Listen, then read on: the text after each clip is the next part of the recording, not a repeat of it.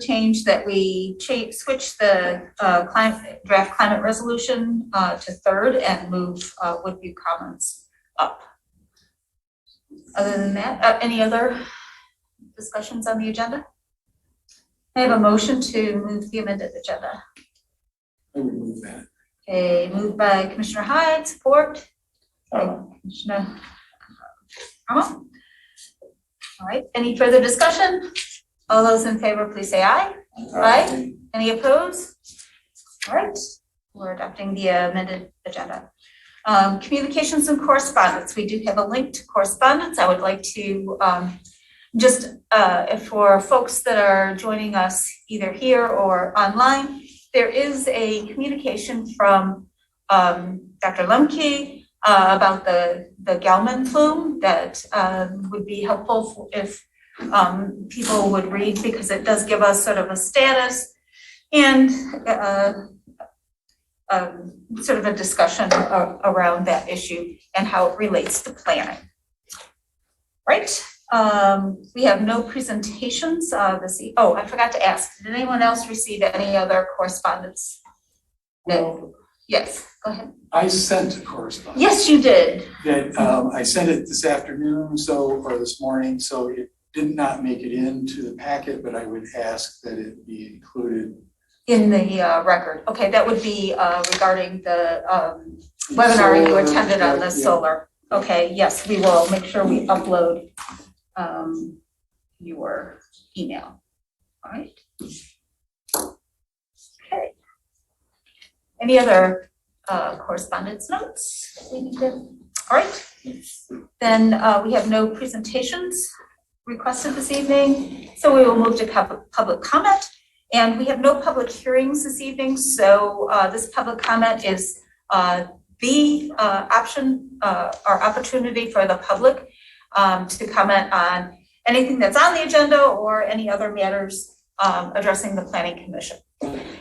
We'll start with people that are in the room and then move to online folks. A reminder that there is a 3-minute limit for those individuals and a 5-minute limit for those who are representing an organization. So with that, it is 7:03 and we'll open public comment. Is anyone in the room wanting to address the Planning Commission? Any applicants will have an opportunity to present prior to their agenda item. Any public in the room that would like to address the Planning Commission? We're on public comment. If you have public comment, yes, I assume that's you do. I'm ready for public comment. All right, please come. After you finish, you can sign in. If you could just, state your name and address, and okay, we're all ears. All right, my name is David Spicer, and 525 Baker Road. And my public comment is, I was curious. I know that I sent an email to the Planning Commission, but I had the wrong headline on it, or the type on it. If you got it or not from me, from Heritage Woods. Okay, I just want to read this. Yes, I'm here to. I just want to read this so it's on record. That'd be great. Thank you. Okay. June 7th, 2022, South Township Planning Commission, 827 North Sea Road, Ann Arbor, Michigan. Regards the Encore at Heritage Woods Village. Dear board members, I am writing in regard to your consideration of the preliminary site plan, the above referenced project. My project is adjacent and south of the proposed boulevard accessing Baker Road. Throughout the review process of the Planning Commission, property owners to the south and the boulevard expressed concern about the negative impacts that it would have on access to our properties, as well as possibility negative impacts to the value of our land. One thing that may have been overlooked is that the property owner's existing means of ingress and egress to the south of the boulevard would be removed if this plan is approved. In order for this development to receive final approval, all property owners to the south of the boulevard must become party to an easement agreement granted ingress and egress to the boulevard. After several discussions with Mr. Johnson, it does not appear that a mutual satisfactory agreement can be made to get the property owners to sign on to the easement agreement. I would have the board members consider postponing any further consideration of the Encore or the Heritage Woods Villages application until the issue is resolved. One of the very basic requirements of site plan approval is that the applicant must have legal rights to the affected properties. Insight LLC does not. Thank you for consideration. Dave Spicer, 525 Baker Road, Dexter, Michigan. Thank you. And Mr. Spicer, I would also hope that you send that to the Board of Trustees. I've already done that. Great. But thank you for that. Uh-huh. I appreciate it. Is there anyone else that would like to address the Planning Commission in the room this evening? That is not an applicant.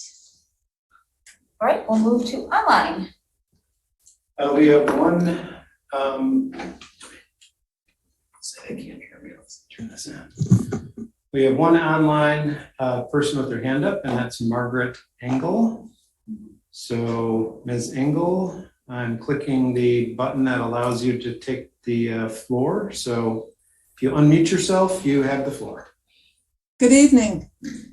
Hello, commissioners. I was looking through your packet for the meeting this week, and I was so pleased to discover Dr. Lemke's memo in the correspondence file. And I think it gives us a really good template moving forward as we look at dioxin contamination and development. And I just wanted to thank the commissioners for taking the time to meet with Dr. Lemke and get expert science-based assessment of the plume situation. And I think this is going to help protect the residents and the township, and it's going to help not just with the decisions regarding the Knights of Columbus, whatever that may be, but also guide other potentially affected areas.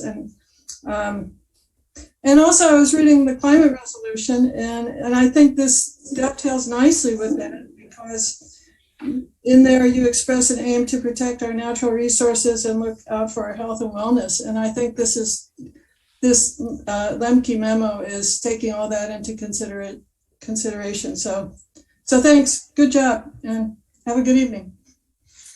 Thank you.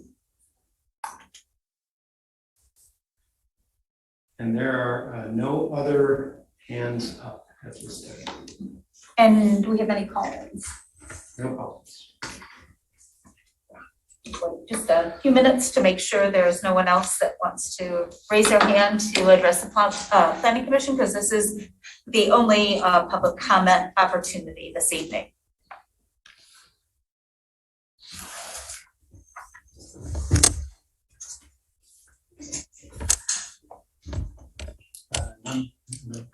None have raised their. Then I will entertain a motion to close public comment. So moved by Commissioner Moore, supported by Commissioner Hyde. All those in favor, please say aye. Aye. Any opposed? All right, we're closing public comment at 7:09. Right, we have no public hearings, we have no unfinished business, so we're moving to new business. And the first possible action item is site plan number 22004, session room permanent tent. So if the applicant will, they're here, we'll have the applicant's presentation, move to a summary from our planning consultant and then our engineering consultant, and questions from the Planning Commission, and then possible action. Welcome. If you could just kind of introduce yourselves, names, and Can we sign in on any of these things? yeah, there should be one that is specific for the session room. Oh, okay, you could, okay, that's great. Yeah, because yours goes under the public comment, so, yep, thank you. Yes.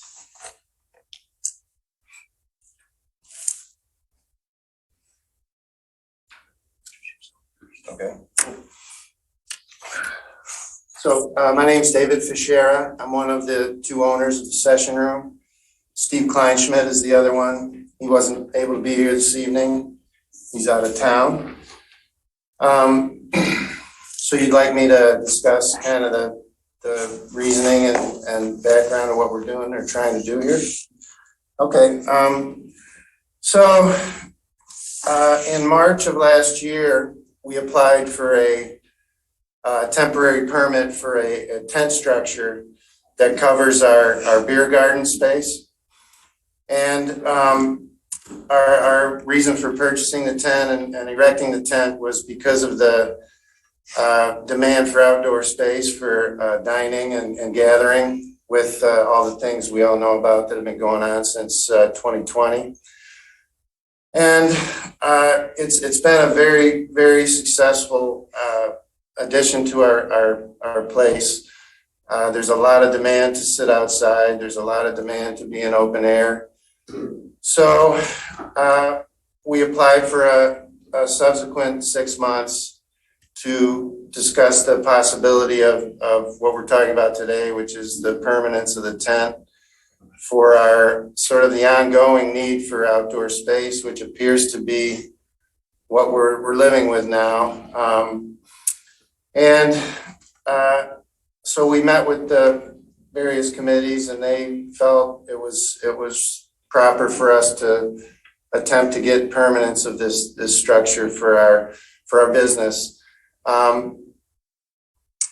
We appreciate the opportunity to do this because it has been very valuable and has really helped us get through a really tough couple of years. There is demand for indoor dining, but it seems to be secondary this time of year now. We tend to have a wait for our outdoor space, and we don't have a wait for the indoor space anymore. So as we contemplated doing this, we also thought we would look sort of ahead in time and kind of crystal ball that there may always be demand for this kind of space going forward. So that's why we've added another structure south of where this structure is, a pavilion that would allow for additional sort of satellite private event space. Because after surviving the pandemic and being in business now for almost 6 years, we have built quite a nice little private event business where people come in big groups to our place, and they want to have their own sort of area to entertain and be with each other. So we thought, since the main goal is obviously to get permanent structure of the tent, but we thought we might as well, since we're going through the process, sort of look at a few creative things that we had thought about doing down the road anyway. So we've added the pavilion, which Joe has drawn up for us. And there's a garage space that's on the property that we have just up to this point used for storage. And there's a cooler in there that we use for backup keg storage, because we have 70 taps at our restaurant, and that's there's demand for space for the backup kegs. So it's garage space right now, but our goal with that space, and we haven't fully thought out what it could be, a few years from now, but we really just want to clean it up. There's sort of an office space above on the second floor of the garage that it's really not usable. It's it's not even quite an A-frame. It's like a slanted A-frame, and it's really not usable space. So we would like to just kind of get rid of that space, open up the garage to the roof, clean it up to the walls, the floor, and have it as space for storage that's clean and that's safe, that we can lock up, and then have an ability to use that garage as a way to serve some draft beer down there for satellite events. So we would have a few taps down there, certainly not what we have in the main building, but like 6 flavors maybe for a party that wants to, say I'd like these particular flavors for my party. It would not be a space where guests would be, they would be under the pavilion or in will be sort of a nice grass area near the garage that will be contained with fencing and proper signage as required by the township and the liquor control to make sure that that's, no one goes beyond that space when they're eating and drinking. We may, at some point, if we need it, maybe put a 3-compartment sink in that space just so we could clean glassware that's down there, so we don't have to haul everything back to the restaurant. We foresee that probably be the only thing, and maybe just a satellite small refrigerator for if we put a grill down there to cook directly for someone that's on the pavilion. But we never foresee guests being in the space. It's more of it's a storage space and a space to support light cleaning of glassware and maybe just to store the proteins that we would use for that particular event. So yeah, it's just with the way things are going in this world. Well, currently, I would add that we don't even have the staff to really support an event like that at this point. Honestly, we're still trying to get our hours back to what they were before the pandemic hit. We're currently closed Sundays and Mondays when we used to only be closed on Mondays. We found it very difficult to get enough people on staff to get our hours back. So that's kind of our first goal, is to hopefully enough people will come back to the workplace to where we can get our normal hours back. And then someday, hopefully, the workforce continues to grow and we could hire enough people where we could consider using this space on a regular basis for, additional party space. Right now, we use the space under the tent so that we sort of have to turn away our regular guests when someone wants to do a private event in there, which is frustrating for our everyday guests. So that's really the motivation for trying to design this little space south of our main beer garden. I think that's about it. I think we have ample parking because, again, I don't think we could ever serve all of the areas at once. And I don't think we ever will because it's just too many people. So it's really just it gives us flexibility in when we get multiple requests for an event, or if we want to continue to serve our regular guests in the restaurant and do a private event in the outdoor space.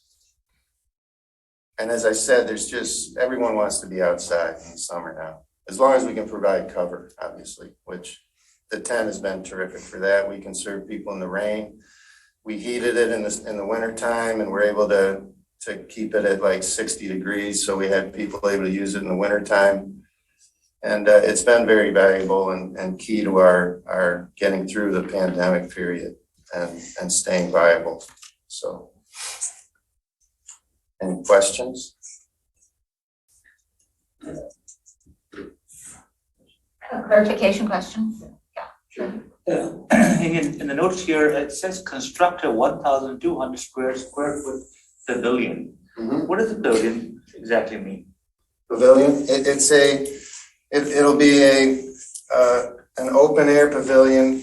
It's much like the tent, I guess. It's gonna have a roof, it'll have a surface that we can have tables on, and it'll be a place where we can serve guests, to keep them out of the sun and or rain. Okay, so it will be like a permanent concrete tent. Yeah, not concrete, but it'll be a sort of a tradition. It's basically a wood frame structure, and Yes. shingled roof. Yes. So it would be something that's permanent with foundations. Okay, thank you. Mhm. Just wanted to be sure. By the way, I'm Joe Maynard with Washtenaw Engineering. I think everybody probably knows me by now, but just some of the other details of this. Like David said, we have plenty of parking. We're actually going to be eliminating 5 parking spaces as part of this project. 4 of them were within the pavilion space, and then we're losing 1 additional parking space to gain an added ADA handicap space. So the pavilion will have ADA access with a ramp into it. So we're providing access into the pavilion space for those residents. As you may know, there was a small rain garden that was in this space previously. What we've done is we've collected all the roof drainage, and with the underground infiltration system that was previously installed with this project, there was still remaining storage in that underground system to accommodate this additional. I think we're only adding 1,334 square feet of additional impervious surface. So that infiltration system was able to accommodate it. So all the additional roof surface is being infiltrated back into the ground as it was previously being done. And we do have quite an extensive landscape plan that we're adding to the front along Jackson Road with the kind of similar fence pillar style that you've seen along Jackson Road and other locations. Where you get the little pillar, a little section of fence, a little pillar, and then plantings along it. Some added trees in that area for a couple of ones that are going to be removed. But we tried our best to work around all the plantings and everything that were there and only add to highlight those plantings within this work. Really everything's confined into that one small space on this project, so. Yes. I have two questions. One is, when you're gonna get Blavin Super Pilsner back?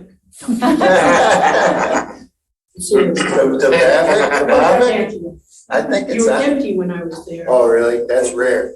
I'm sure it's on right now as we speak.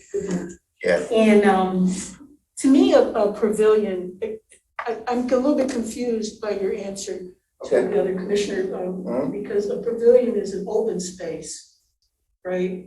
Not, no walls. Right. There Is will that be how no it's gonna walls. be? Yep, no Yes. walls, Okay. just, Yes. Yeah, it won't be a space we'll be able to use in the winter time. It's a space that will just help us in the summertime with the demand for outdoor activities, I guess. Right.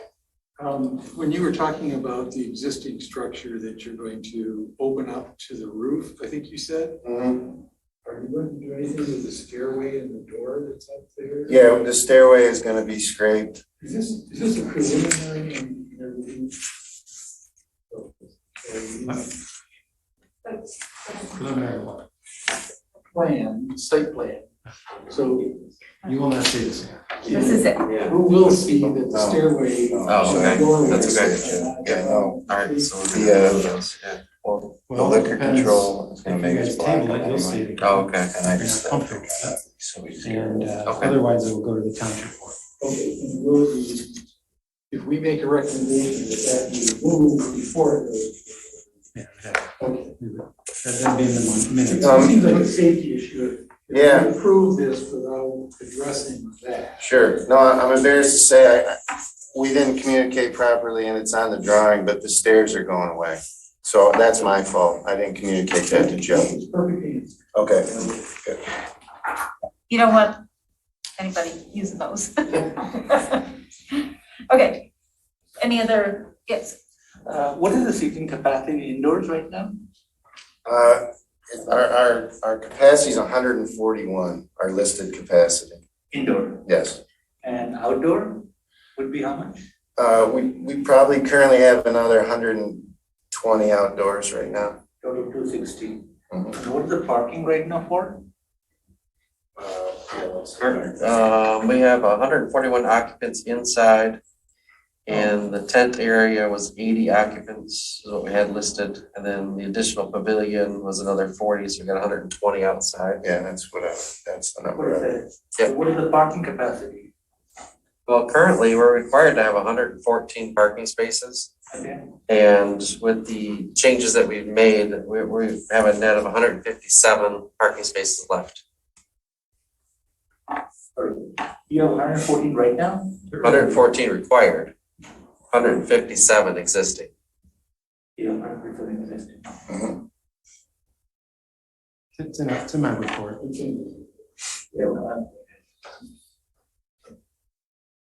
And the other question is, with this outdoor capacity of 120, how does it affect neighboring dwellings, houses, residences, noise? In terms of noise, I couldn't tell you where the closest house is. I think it's pretty far away, but I can tell you, we've never had anyone comment that we've bothered anyone. We do live music occasionally outside, and we've never had anyone say anything. So I don't think it's all think there's a businesses and house commercials around, within a few dealerships. miles of us. And Carlisle's is, across the street, the restaurant. They're open similar hours than us, but really pretty much everyone else around us closes earlier than we do. Like directly around us, the dealerships and Obviously, the theater's not there anymore. But yeah, we've never had one complaint. I hope you guys haven't either. I've never heard any complaint. I've been there many times, but I don't think I was paying attention to the houses nearby. Yeah, So that's why I asked that question. yeah, I think the closest one we got in Wagner probably. I couldn't say. I mean, that's my gut feeling, and again, I've never had anybody come to us with a complaint about noise. Yeah, that's appropriate now. Yeah, or do you want to wait until after his? Sure, go ahead. Okay, then we'll go ahead. Okay. Mr. Llewellyn. Okay, so this is a site plan, it's not a special land use, not a PUD. We've seen a lot of PUDs lately. But this is a site plan. So for a site plan, if they meet the minimum standards, this is a non-discretionary approval. Township doesn't have a lot of discretion in denying this if they meet all the minimum standards. It's a relatively simple project, as the applicant indicated, 1,200 square foot pavilion that is new, and then the desire to keep the tent. The tent was allowed temporarily, as I think Mr. Fitzgerald had mentioned, and that those temporary approvals are quickly coming to an end here. And so to try to avoid them having to remove the tent, which apparently has been successful, they want that to stay as a permanent fixture, and then adding the pavilion as the applicant mentioned. The site is adequate size, however, as was requested the last time this was in front of us, and last time this was in front of us was essentially for the big parking field east of the session room. The two properties were supposed to be combined, and they were not. And so we again request that the two properties be combined, and the applicant indicates that they will do that. So that's something we will have to check before we allow, occupancy or use of the pavilion if it's approved by the township. So we need to combine parcels A and B out there to a single parcel.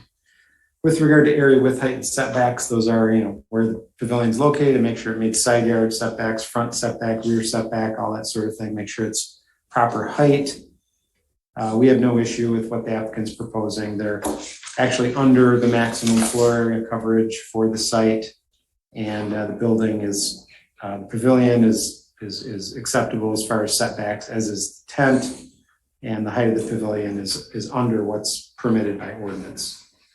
If you've been out to the site, while it's a wonderful site, there are really no significant natural features. It's a developed site that's had a number of different uses over the years, some of them industrial, now has landed on a restaurant use, but there are no steep slopes, woodlands, wetlands, soils to be concerned with, so nothing there. With regard to traffic impact, we don't have a concern with traffic. They're not proposing any new curb cuts. They're using the same driveway locations as the existing facility. And again, this is on Jackson Boulevard, Jackson Road, which this is the kind of road thoroughfare that we would expect higher traffic uses. With regard to essential facilities and services, I believe my Sally Boss from OHM is on the call, and she will speak in a few minutes about that. This is really it's a relatively small bit of impervious surface that's being added in the pavilion, about 1,200 square feet. However, I will defer any comments on any needed improvements to the stormwater system to Sally when she has her opportunity to go through her comments. With regard to building location and site arrangement, this is really our biggest issue, and the applicant tried to address this, and that was the pavilion appears to be connected to the garage with a walkway. And so we were wondering how that is going to function, if people are going to be parking in the parking lot, walking through the garage to get to the pavilion, or if that's simply for employees, as I think was stated by Mr. Fischera. I think that needs to be a little clearer, or at least indicate, somehow written out on their plan at least before this goes to the township board. Maybe we can get some additional clarification this evening, but it sounds like the applicant does not intend for that space to become a second bar. And that would be our concern, because I don't think the fire department has reviewed that for occupancy. And there's that would then potentially have an impact on the parking, although I think they have more than enough parking on site. But whatever, and even if it was space for use, I don't think that's necessarily a problem. But it becomes a problem when it's not shown on the site plan. Then we find out 6 months later the space is being used as a secondary bar, and then that's not what was approved. So I always tell applicants to ask for what you really want, and if you really want that to be some kind of secondary bar space, we should know about that. I think the site could accommodate it, but or if it's truly just storage with as you described, that's fine as well. But I think that needs to be, that's really our biggest issue with the whole project. With regard to parking loading, as you can see on page 4 of our report, they've got more parking than is required. That was really developed. Although there is more parking, it's not new parking. I know the Scio Township has a do not exceed number of parking spaces, but that current parking field was proposed a few years ago by the applicant before COVID, because they were having difficulty accommodating all the parking on their site for the session room. And so that rear parking behind the office building was added through a whole separate site plan review process with stormwater detention calcs and all that sort of thing. So that part has been fully reviewed. And at that time, the township, because of the experience we've had with the session room, understood the need for additional parking and allowed that parking to be built as it is now. Our calcs indicate they've got, even with the pavilion and tent space, we still have them as 57 spaces greater than what would be required otherwise. With regard to site access and circulation, there's no changes being proposed. The applicant's engineer, Mr. Maynard, talked a little bit about some additional plantings. We recognize those new plantings. We have no comment there. The old project actually met landscape standards. So these are in addition to what's required by ordinance. And with regard, there's no lighting proposed, no new signage is proposed, and the applicant did provide some floor plans and elevations of the pavilion.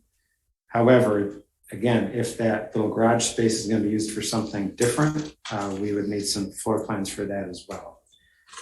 So we just have a few items here. The first is that the applicant agreed to combine parcels A and B as a condition of site plan approval. That engineering is acceptable based on township and the county. I think Sally just popped up on the screen, so I think Sally will be able to address that in a moment. And clarify the use of the garage. Again, the applicant, I think, has tried to clarify the use of the garage, but maybe a little more discussion on that is warranted. But if those can be worked out, we have no problem moving this project on to the township board. Thank you. Sally. Good evening, everyone. I only had a couple of minor comments on this one at this time. One of them was, Doug already mentioned it, was the combination of the parcels and the fact that that has not yet been done, although it was a condition of the initial approval. And then we also had a question on the ADA accessible route between the proposed pavilion and the main building, if there is one proposed, or how that will work. I know they have an ADA parking space down by the pavilion, but between the two buildings, it's kind of unclear if they're planning a route or not. And then touching on the garage, similar to Doug, if this use is to be used as a second bar or just storage, there's still some details that need to be worked out, mainly in utilities. There's no water or sewer run to that garage building right now. If they do plan to run a sink out there or whatnot, we will have to address those connections and how that use will play into RUs and things like that. Stormwater is in good shape. They are adding and removing pavement, that it results in about a little more than 1,000 square feet of impervious addition. It does look like from the preliminary calcs, like Joe mentioned, that their existing system will be able to accommodate that additional runoff. We will verify that in detailed engineering before it goes to the township board. Thank you. Commissioner Moore, you had a question. So I think I got the answer to my question. Mr. Milan, in looking at your recommendations, you're not recommending that we hold up what we're gonna do in the planning commission for these two parcels to be, No. combined. That's something that. I thought we already made that application. I can check with Fran. But I'm pretty sure we knew it needed to be done, and I'm pretty sure we turned that in. Does that go to you, Doug, then? It ultimately goes to me. I don't recall if I reviewed that yet or not. Okay, I'll verify with Fran, but I thought we'd submitted that already. And then, excuse me, do you want me to speak again to the, Well, hold on. okay, I'm sorry. I think I saw you say, no, you're not recommending that we hold off, but that we, okay. This is something we can easily check before they start operating. I just wanted to, again, I guess, discuss this second bar concept. We only want the ability to pour beers down there for our guests. There will be no bar structure. There'll be nobody sitting at a bar down there. But the state liquor control does have language on our license where we pay for a second bar. Because we have the one bar in the main building that has all the taps behind it. That's our first bar. So we do have proper licensing with the state to have a second bar. And that space, the ability to pour down there would be considered our second bar with the state. But it's not in the sense that I think you're thinking where we're gonna have people bellied up to a bar down there. That's not gonna happen. That's just for the servers. Yeah, it's just for the people who would be directly serving that event. So that, when we build the event, and the contract, we can say, you want Oberon, you want Two Hearted, you want these beers down there, they'll be available for you and we can serve them to you down there. Does that clarify it at all? So people wouldn't be going into the garage area No. to pick up their beer. No. It would just be served out in the Exactly. Yeah. Exactly. And all of these things have to go through a building permit process, so exactly what happens in that building has to be shown. I mean, any improvements and that type of thing, yeah. And I imagine the health department would they'll also assess that need too, for a sure. review of that, yeah. Commissioner Chang. I did have a couple of questions. So just for clarification, this is only for events. It won't be open to your to the regular public. No. And it says in the staff report that the pavilion will be limited to off-peak hours. What would the off-peak hours be then for the pavilion? I think that's what we talked about. It's not your. Well, I guess what Busy that, hours. what that means is, Friday, Saturdays, we're already, it's everything we can handle. When people try to schedule events on those nights, we typically say no, because we're already too busy. We can't really handle the additional pressure of bringing in another event. So we currently, and in the future, we try to push people's events into times where we know we're not going to be at peak business. So, Saturday afternoons versus Saturday evenings, Tuesdays, Wednesdays, we try to move them into times when it's not Friday and Saturday from 3 to close, which is when it's all we can really do to handle what's going on. Anyway, does that help you? Well, you do run a wildly successful business, so I think I've waited every time to get a table. So this would, if there, something that it was packed on a Friday, you would not hold an event there. You're saying there wouldn't be like a Friday or Saturday, there wouldn't be overflow. No, and if we did, and we do this also, we occasionally shut down for a complete private event. which we did on Sunday, actually, which we were not typically open on Sunday, but this guest wanted to have their birthday party on a Sunday. So they rented out our beer garden and basically our whole place for Sunday. And there was only 60 people there, but they had use of the whole place. So we do that occasionally. My business partner's daughter's getting married on July 22nd. We'll be closed down for that. There'll be 115 guests or so, which is really nothing compared to what we usually deal with. So that's another thing, is we may have just a completely private event where we're not open to the public, and we might utilize the two spaces at the same time, but we would not have the indoor dining, or, we wouldn't have the general public showing up. My concern, Doug, is that, like we've had with other party events or whatever, that we don't have any enforcement ability. I mean, if there's an event there on a Friday and it is overflowing, there's really not much we're gonna do for enforcement on a Friday or Saturday. So, I don't think we can really limit them either, though. This isn't a special exception use or conditional use to say they can only do this on certain days and times of the week, correct? So if they do it, if we approve it, they may have something there, and there's really no enforcement mechanism from. Yeah, I mean, they could, and that, like I said, I've calculated the parking to be Right. adequate even if they did. Yeah, so if they did, Yeah.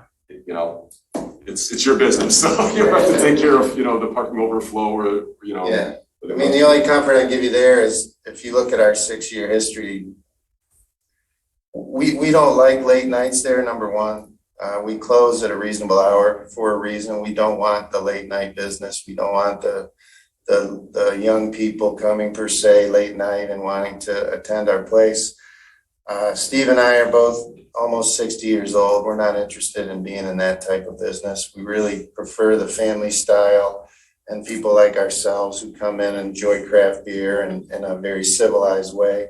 We've never had a fight on the property. We've never had things that a lot of bars deal with, and we're very happy to report that. So it's not our goal to be raging at our property. It's just, this is really a response to how challenging the pandemic has been and how much demand there is for outdoor seating. And another issue, and it's a small one, but people want to bring their pets. They want to bring. We get calls every day. Can I bring my dog? Can I bring my dog? And our answer is no. We don't really want to have dogs in the space, because as many people don't like dogs as like dogs. When you're dining, I think it's ridiculous, but we get people who want to do it. So this expansion to the south allows us maybe an area we could one day a week say, okay, you want to bring your dog? We have a place for you. You can go over there and stay away from the rest of our guests who are trying to, eat a civilized meal. So what was that? Thank you. Oh. So yeah, I mean, believe it or not, we get a lot of pressure on dogs. People can't believe that we're anti-dog or whatever they want to say we are, but I don't think the two go together, but that's my opinion. So at any rate, that's a small thing, but again, it's really just such demand for outdoor space that we want to sort of lay this footprint out for the future, and because who knows what's coming next. I don't know. I have one other just real quick follow-up question. Do you own the office parcel to the east then? We do. So there won't be any issue as far as combining that. You're the owner. Yes, but I want to clarify that combination. My understanding of that is that it's the property with 3685 Jackson Road on it, which is our building, and then the property that basically has the beer garden on it. It doesn't include the office building. That will remain its own property. But the other two will be combined. Yeah, parcels A and parcel B will be combined. Then lot 30 is still an independent parcel. Well, we're gonna have to look at that. That could be. I want to make that clear, because we don't want to include that rental property in the parcel for a number of reasons. There were some issues with the setbacks of parking to that. That's why those were supposed to be combined last time. Setbacks of parking to the beer garden or to the? Yeah, to the between those two parcels. The new parking lot, it butts up against the property line, I believe. And if it butts up against the property line, you need variance. And so to avoid the variance, you're supposed to combine the properties. Okay. So yeah, I mean, the whole thing, it's gotta be, So you're saying all three need Yeah. to be combined? you either need to combine it or come up with a 15-foot setback from the edge of the property, Okay. which maybe you've got. We may have that. I think we need to look at that. Can we address that, Doug, like on a Thursday or something and talk more about that or? Yeah. But I mean, it would be our desire just to have the two properties combined, but obviously we have to, you know, we have to abide by the setbacks and all those types of things. Do you have a drawing that shows the three properties? I see lot 30. It should be in the, look at the existing conditions. 30853645353. Sorry, what was that? The drawing we're talking about, the view, the top. Oh, I don't think that's in our set. Just look at our plan set.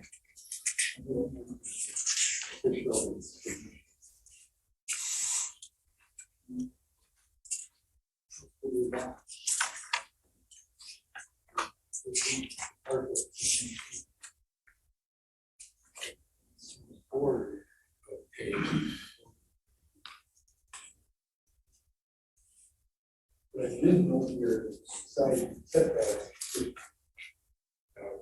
Yeah. Okay, it's like that.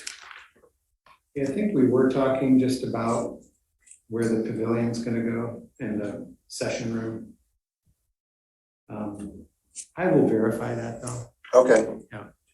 Mhm. Either way, this can be addressed.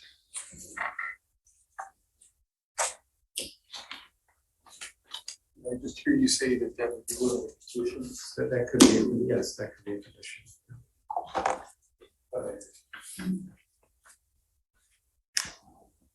And so I guess so it's the combining of A and B Yeah. and then possibly lot 30, depending on whether it meets setback requirements or not. would be- Yeah, and the more I look at this, we're saying A and B. So Okay. if that's what they've already done, or that's within the process of doing, then that is exactly what we're asking for. Because the other one, it does look like the setbacks are. Yeah. Are there. And that would allow the office to be sold separately, which, you know, I can see where the applicant would want that. But but then if that was sold, what happens to the parking agreements? Well, then, at that point, if they came in for a land, or if there would have to be some kind of easement to allow parking of A and B on the C. If that was ever sold. We currently have an arrangement with the tenant that with specific language about our use of the parking lot versus their use of the parking lot. And we've had no issues whatsoever. In fact, really since the pandemic hit, they've been working remotely largely. They're just now sort of coming back and a few of them are working in the office. So, Commissioner Hyde, go ahead. So did you just say that you have a rental agreement with them? And so if you were to sell the property, there's nothing in the deed that restricts or clarifies the parking situation? no, it would have to be addressed in a lease with the tenant. So if it was sold, there would be nothing to define that unless, and so it could be sold without defining. Is what I would be worried about.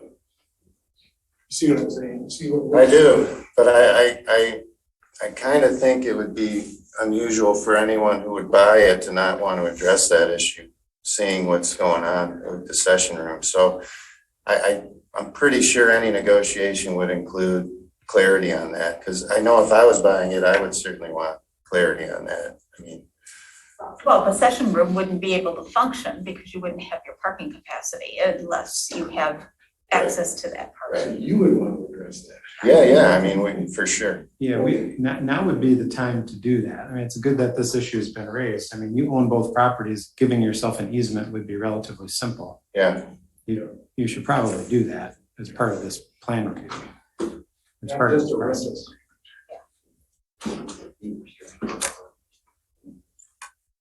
Yeah, so it's an actual easement for the,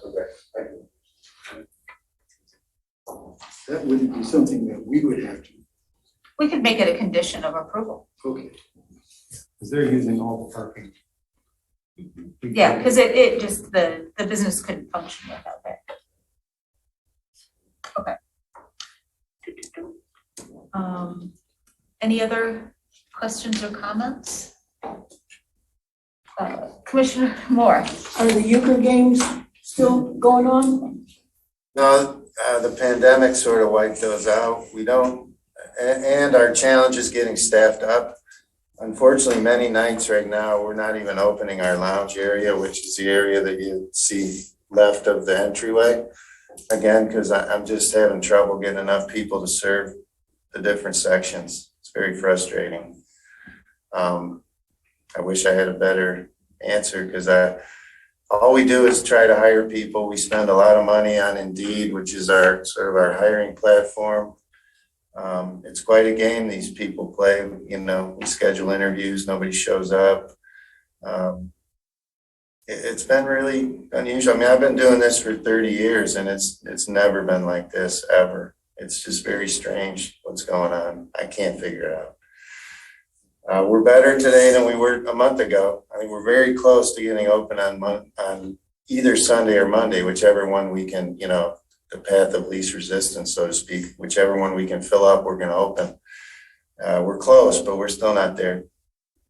And our last call's at 9 p.m., which, you know, we're giving last call before it's dark right now, which is sort of ridiculous. But,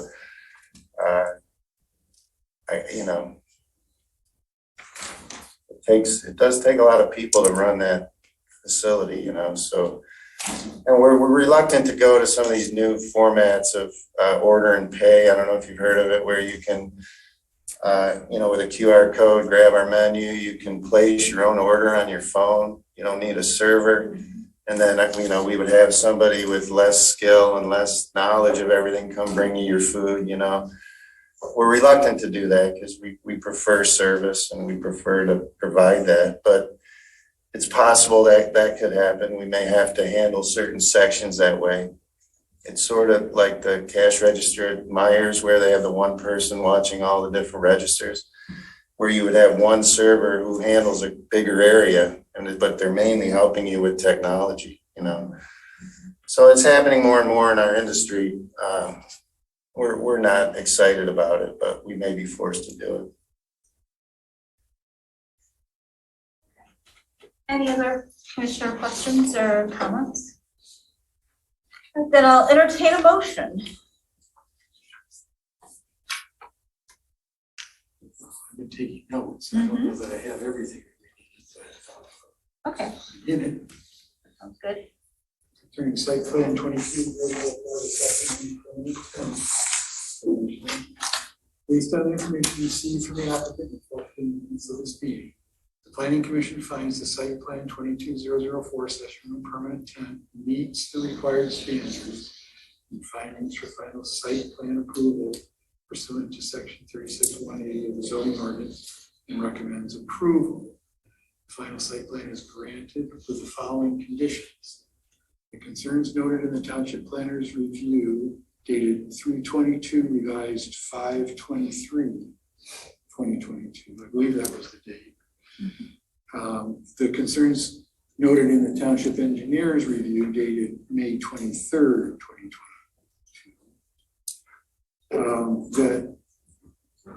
That the side setback to lot 30 is verified prior to submission to the Township Board of Trustees. That you include an easement for the use of the parking in lot 30 for the session room. And I would also ask, should we have something in there for the removal of the stairs from the plan? In the garage, To this second level of the garage, if you're going to talk about opening it up to the roof. Did I miss anything? I think everything else are in the report, so. I crossed off some things that were in the report. Is there support for the motion, and then we'll go ahead and discuss? Support. Okay, support from Commissioner Moore, go ahead. So, as I understand it, the applicant is asking for two things. They're asking for permanency of the tent and the pavilion. And Use of the garage for, it's a business use basically of the garage. okay.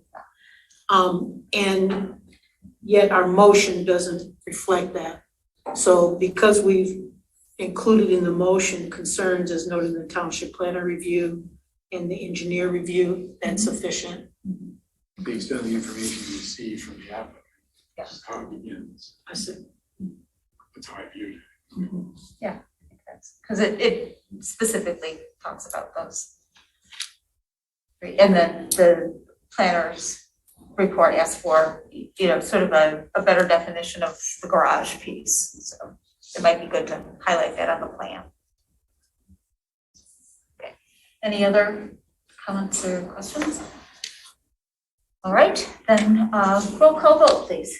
Okay, Commissioner Moore, yes. Commissioner Hyde, Yes. Commissioner Chang, yes, Commissioner Sharma, and Commissioner Culbertson. Yes.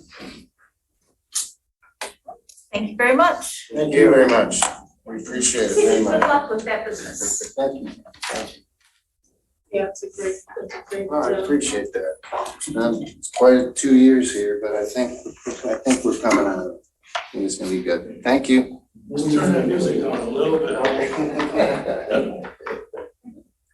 Bye-bye. All right, thank you. All right.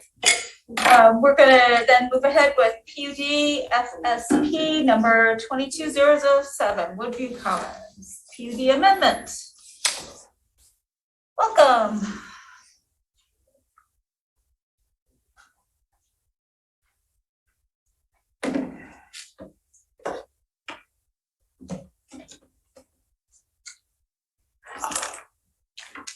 Good evening. Is it okay if I take this off while I read?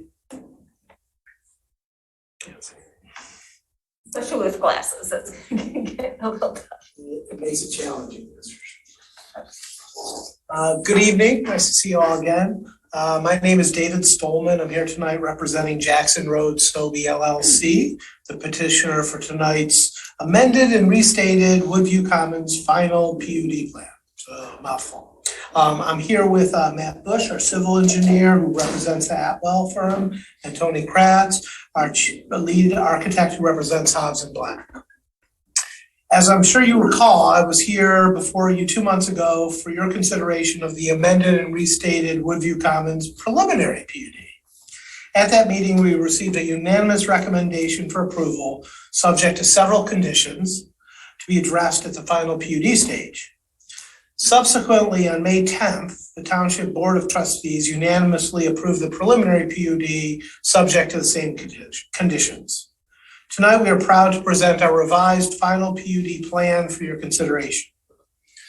The final PUD plan before you is identical to the plan you saw 2 months ago, except for revisions requested by this Planning Commission, the Township Board, and the various technical planning and engineering comments we've received from Carlisle Wortman and OHM. I would like to go through each comment condition we received so you are aware of all the changes made to the plan in front of you tonight. First, let's run through the various conditions requested by the Planning Commission and the Township Board. Number 1, provide a mechanism for southern open space into perpetuity. The open space area, and you'll recognize, I think from our previous meeting, you had asked us for acreages for the various parts of this. So now they're all spelled out clearly for you. The open space area shown on the screen will remain open space and will not be disturbed. It is part of the PUD required open space.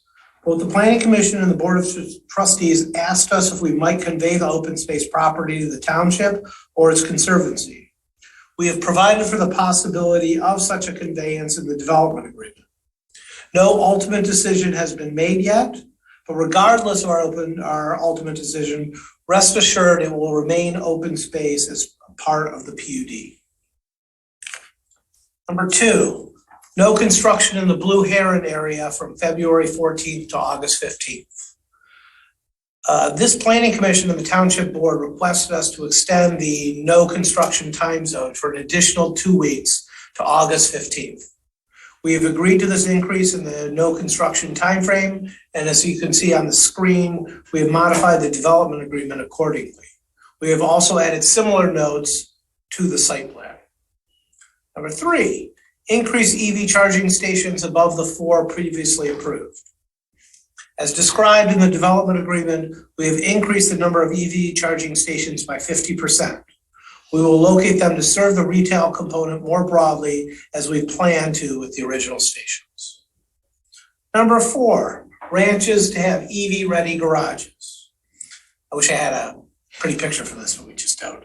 As you can see on the screen, this condition is acceptable, and we've incorporated this into our construction plans and into the development agreement. Number 5, work with the neighbor to the west to connect to the path system. As shown on the screen, this connection has been added to the site plan before you and will be part of our plans going forward. Number 6, target a certain portion of 4-story apartments for seniors.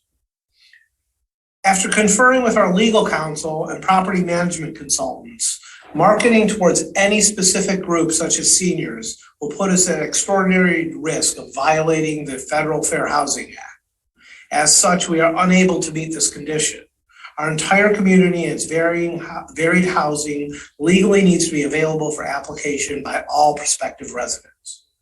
We do, however, believe that there should be little, if any, concern about Woodview Commons providing housing attractive to Scio Township seniors within our development.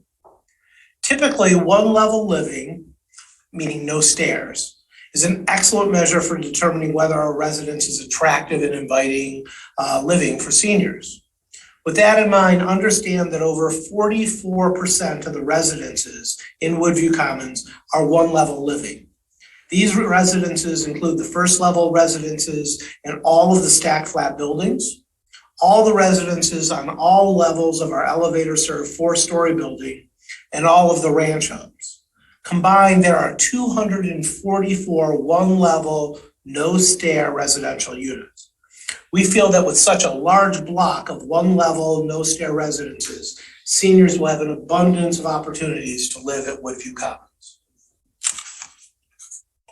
Number 7, power backup for a 4-story apartment building.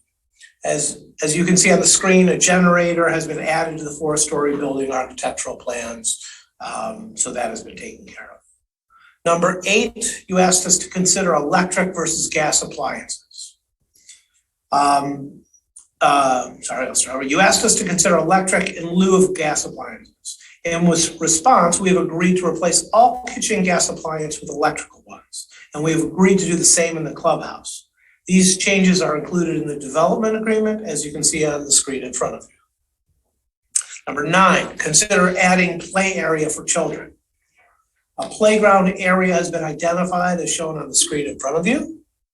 The exact playground equipment to be installed will be determined at a later date and submitted to the township for administrative approval. Number 10, provide space for both trash and recycling in the multifamily portion of the project. Trash and recycling bins have been added to the site plan, as you can see on the screen. That's for the stacked flat component. The ranch homes and the townhome sections will have street side curb pickup as they all have individual garages. Next one, number 11, phasing of pathway, provide bonding to ensure completion. Both this planning commission and the township board asked for assurances that the entire pathway would be completed. This request is acceptable to us, and in response, and as shown on the screen, the development agreement has been modified such that we will provide financial assurances to the township for the cost of the entire pathway at the start of phase 1 construction. Number 12, remove invasive species. The landscape plan, I'm no expert, so I'm just trusting my landscape architect, and I believe Doug will confirm it. Landscape plan, as you can see, has been modified to remove the invasive species that I think were, I can't remember, it was Corto maybe? Yeah. Had asked for them, so we've removed them and we've replaced them with non-invasive plant species. Next, I'd like to touch on the comments received from Carlisle Wortman in the planning review letter. Planning comments were received from Carlisle Wortman in May. In response to these planning comments, we submitted a response letter on June 6th to Carlisle Wortman and the township. This response letter addressed the Planning Commission and Township Board conditions I just discussed, as well as some minor technical tweaks to the relevant final PUD plan sheets. At this time, we believe we have satisfied all of Doug and Laura's concerns. I would like to address one specific planning comment, which was asked about the status of the Washington County Road Commission's review of the final amended PUD plan set. In late April, the Road Commission requested a new and full traffic study. That traffic study was completed last week and submitted to the Road Commission immediately after, I think Friday. Thursday. As shown on the screen, the new study shows the amended plan creates less traffic than the previous plan. Moreover, it states that no additional road improvements are warranted, which makes sense given that we're generating less traffic. We've sent a copy, Matt did, to Doug or to Sally? To everyone, just today. Okay, yep, so that just went out to you guys today. So that addresses the road issues. Lastly, I'd like to briefly touch on comments received from OHM and their engineering review letter. We received OHM review comments in May. We've addressed and resolved these comments in a June 6th response letter to OHM and the township. This response letter also included relevant engineering plan sheets showing the minor technical changes made to the plans. We believe at this time that we have resolved all of the minor engineering issues raised by OHM. To conclude, we are very proud to be here tonight to present this plan to you. We believe that we've addressed all the significant concerns raised by you, Township Board, OHM, and Carlisle Wortman. We believe that our revised amended plan is a great example of public-private cooperation, a thoughtful design that not only protects the sensitive nature of the great blue heron rookeries, but a plan which protects wetlands, provides additional open space, reduces tree impacts, and will deliver a great development within the Scio community that everyone will be proud of. This plan is different from our currently approved plan in only the best of ways. We ask for your support and your recommendation for approval tonight so we can move forward quickly to the Board of Trustees with the amended final PUD plan. Matt, Tony, and I are happy to answer any questions that you have. Thank you. Thank you. And go to Doug and Sally, and if you could also make sure you reflect the responses and the conditions that they've said that they've met with. Okay, well, we didn't have time to review. You view that, yeah, okay, so you can't, okay. We were hoping that the applicant would be able to explain those, but Okay. this has all been going quickly, to try to meet the deadlines of the applicant. So, all right. Our last review was May 19th. As was mentioned by Chairperson Culbertson, the applicant has done a revised, has addressed some of our concerns, submitted those to the Planning Commission. That's what's in your packet. But or I should say, with the understanding that, us and OHM, we're not going to have a chance to turn around a second review for the Planning Commission, and that those comments would be explained and discussed by the applicant this evening. So that's what they've just tried to do. So with that being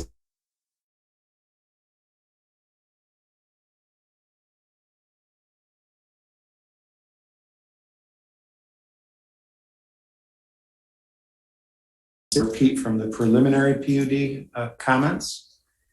Not going to go through all of those all those concerns and comments from our previous, or from this report, and I'll just be here to answer any questions if you've gone through the comments and have any thoughts or questions.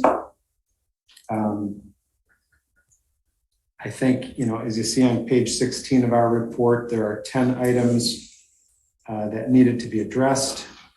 Of those, the applicant, of those 10, there are 5 that are actually planning issues of my own.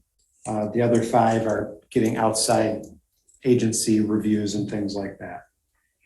So, and of those 5, I'll go over the strictly planning concerns that we had. So the first one was actually number 4 on page 16.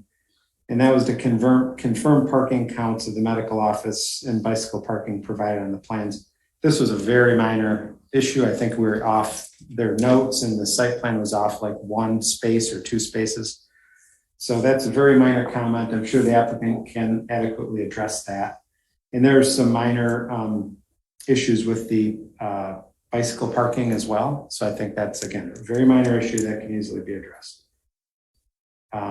With regard to the woodland tree replacement calculations, again, there was some, we found some inconsistencies on the tree replacement calculations with regard to the actual trees being replaced on site. And so, I think the applicant can address this, and it could just be a discussion between our office and the applicant's engineer's office just to make sure we're both thinking about this in the same way. But again, it's certainly not changing the scope of the project or the density of the project or anything like that. But it does have to be nailed down before final PUD approval. I'd be comfortable with either of those items being addressed before this goes to the township board. Very similar comment with regard to the landscape plan. There were some plant list issues that we're having some concerns with. Again, so just lists not necessarily coinciding with some of the notation on the plan. When you have a project this big that's been through so many iterations, that kind of thing is pretty common and very minor. The lighting levels have to be reduced along the eastern property line to 0.3 of a foot candle or less. Again, that's just an adjustment of either putting a shielding by a lighting fixture or changing the fixture wattage. So again, not an issue that's something that's going to change the concept or the scope of the project at all. And then our last real strictly planning comment is number 9 on page 16. And they had to do with the new medical office building. Because this is in the Jackson Road Overlay District, there are some architectural recesses. That is some relief in the front of the building that has to be provided. That was not completely, from what we could tell, that was not completely provided. So there's some changes to that elevation that's going to have to take place. Again, I would be comfortable checking that if the planning commission is comfortable checking that before it goes on to the township board. That being said, the other 5 are outside agency and or engineer reviews, and Sally Boss is here. I'm sure she'll go over her engineering comments. And these things obviously should be addressed to the satisfaction of the planning commission, although these items are relatively minor. We've been through this plan, multiple iterations. And at this point, frankly, we're comfortable with the project moving on to the township board. Question for It was a question for Mr. Lewine. And I guess it's also the applicant. The applicant addressed the projections and recesses percentiles by saying that the awnings and canopies along the elevation would count toward that. And my question is, do awnings and canopies count towards this, the recesses and projections? I thought that was a structural.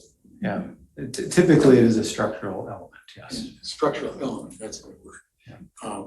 So is that correct that you were counting on the canopies and? That's correct. That's included in the percentages, because those are permanently fixed items on the building. But they're not structural elements of the building.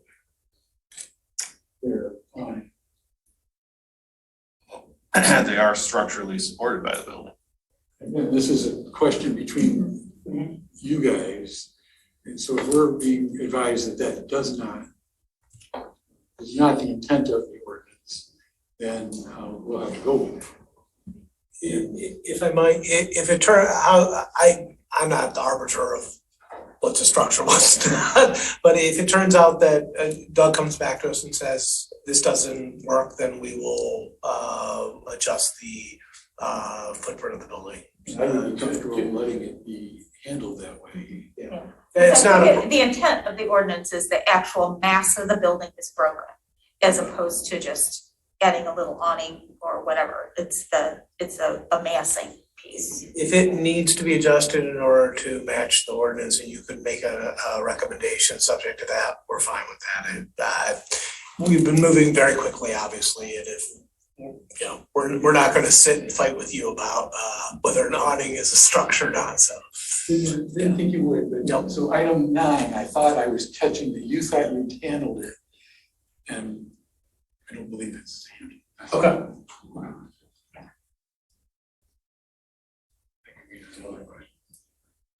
After we hear the engineering review. All right, Ms. Bose. Good evening. We had a review letter issued, what was my date on this? May 17th, as the applicant noted. We did receive revised plans and response letter late last week. We only did a very quick, very cursory review of those plans for tonight. It does appear that most of our comments have been addressed. However, the written request for additional REUs, I believe, was received today, so I have not had a chance to review that or write our accompanying recommendation letter for that. The updated certificate of outlet still needs to be provided on the plans, which we can address. That's minor housekeeping we can address with the applicant before this goes to BOT. And then the updated PUD agreement also has not yet been reviewed by our office. But beside those things, it did look like most of our comments, which were minor in nature to begin with, have been addressed. So I really don't have any hold up for sending these to the BOT at this point. We do have a few things to revise, but they're minor and they won't actually change the site plan layout.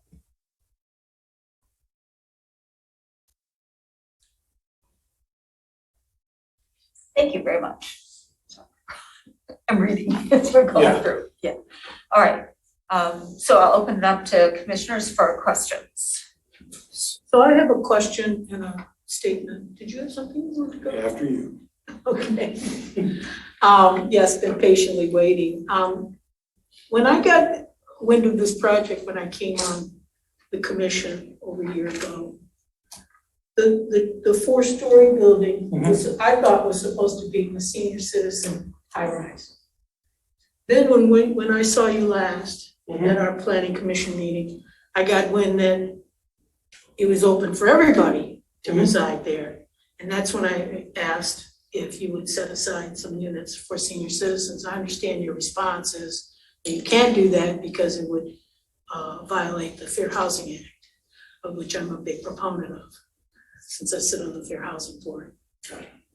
But I'm just trying to get my head around how we've gone from having a whole senior citizen building to a non-senior citizen building. And like, how did we devolve into that? Or how did we evolve into that? You know what, as the plan evolved from the original plan to the plan that we have now, we started looking for changes as far as marketability and what we thought was more marketable. At the time when, and this goes back a long ways, but at the time when we had the original plan, there were a lot of discussions about the senior housing going, well, is it assisted living? Is it not assisted living? Is it, what kind of care? And we really hadn't made a decision, and we said it could be independent senior living, it could be just about anything. After when the issue with the Blue Herons came up, we really said, okay, let's take a look at the plan and see, and, you know, get feedback from marketing, et cetera, and market research. What we found was, talking to people, was they thought that the more of a open for everyone, complex, if you will, building, was more attractive and would be more successful than simply doing a senior-only building. And there was a lot of discussion, and it's a divided fence. Some people only want to live with seniors. Some people don't like the idea that if they're a senior, that they're living in a building only with seniors. And ultimately, we came to the decision of we'd have a mixed building. It's typically the type of building that will attract seniors, and we expect to have a significant number of them. And when I saw you last, I wasn't opposed to the marketing thing. I didn't realize it was illegal to do that. So with the best of intentions, unfortunately, that won't work. And in your view, how do you, I'm picking up on this, what Mr. Stolman just said, in your view, what is it that's in the building that makes it attractive to seniors? All of the amenities, the building's gonna be filled with amenities. It has its own pool, it has its own fire pit, its own clubhouse, its own fitness center. So as opposed to a building where someone has to get in their car and drive to the pool or drive to a clubhouse, in this case, they come downstairs, everything's right there. They want to go to the pool, they walk out the door. It has it'll have a common share, if you want to call it, community center as far as computer rooms, et cetera. So everything's localized. So for people who aren't terribly active but want to use the facilities, they're right there. Someone who's living in a ranch and wants to go to the pool is either gonna have to walk there or drive there. This is a whole separate amenity package for them. And your building, that building has an elevator, I presume? Yes. Yes, and a generator for the elevator. Yes. Commissioner Hyde? A general question about a development like this. There'll be maintenance agreements that everybody will be party to, is that correct? Maintenance agreement. Well, I'm seeing the generator. Somebody's going to be maintaining your facility. We will own and maintain it ourselves. So yours and So we are the landlord, the owner, the buck stops here. And I guess I'm trying to call that the maintenance agreement. You will have such a thing that says we're gonna be. Just like any other multifamily or apartment complex, you know, we'll have leases, people will sign leases, we'll be responsible for cleaning up the common areas, taking care of the clubhouse, the whole 9 yards. Yes. And this is a little more expansive because clearly we have paths, we have all kinds of things that are not in your typical, sort of apartment complex, but, you know, it's a large project and it also has a mix of uses. So we've got all. They'll all be defined. Yes. That's where I was going. Yep. There's some agreement. Yes, and it's not being, I'm gonna say this poor, or I'm not gonna pronounce it, it's not being condominiumized. It's all under one ownership. So there will be no issues as far as separating the medical office building and then having a problem with the owner of the medical office building. It'll all stay, it's all staying internal, and that's why we chose not to condominiumize it. Okay, most of my questions had to do with maintaining this and that.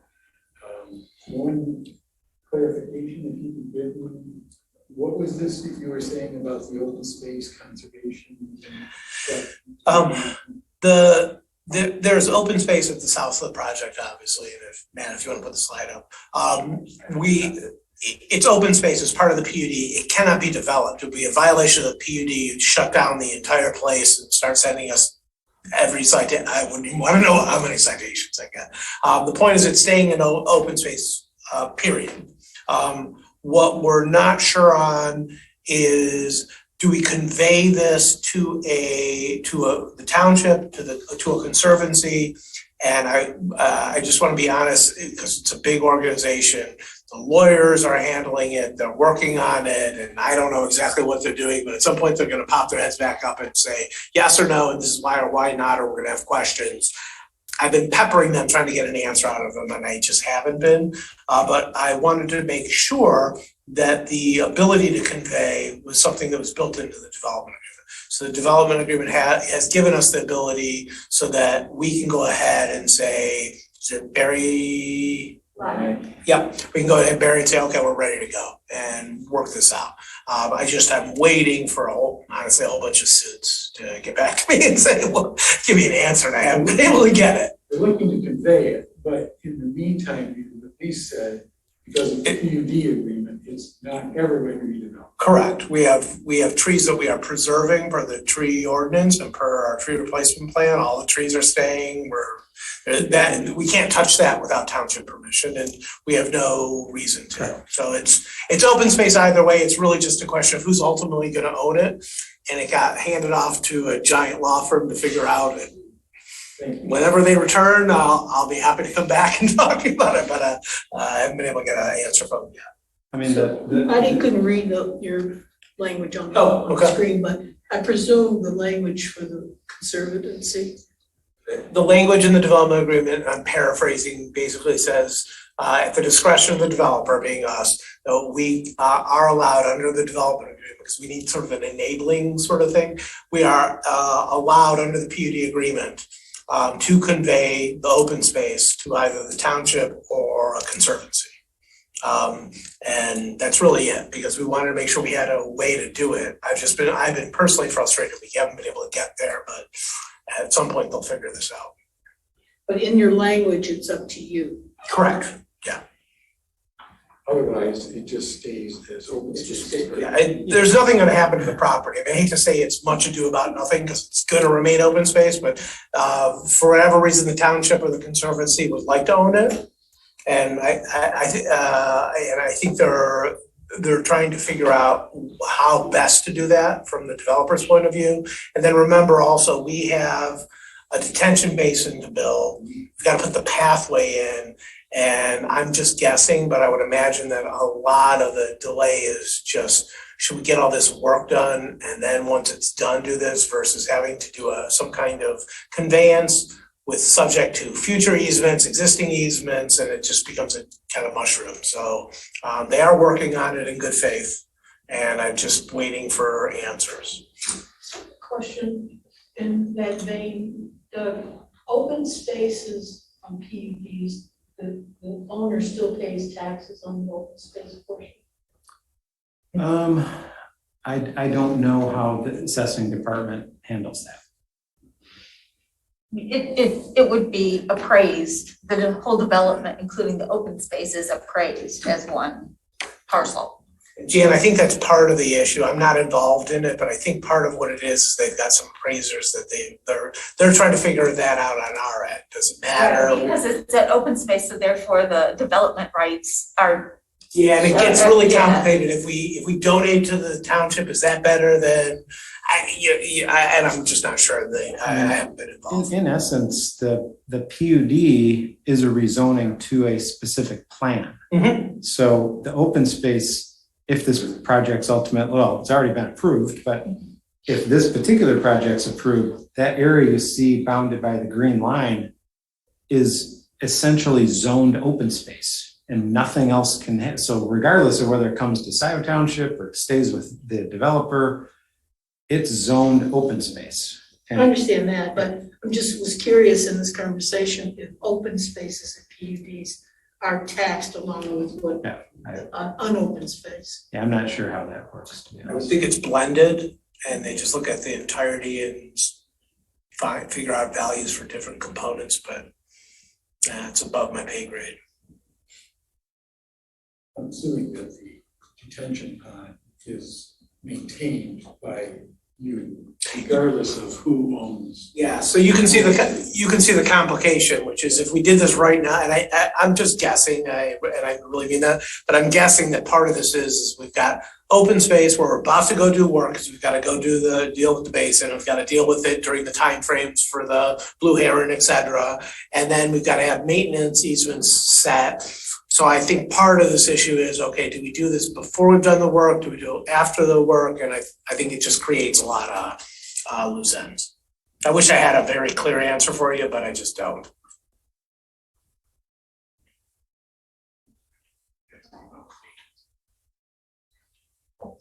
Commissioner Sharma, do you have any questions? You're good. Commissioner Chang. Good to go. Right.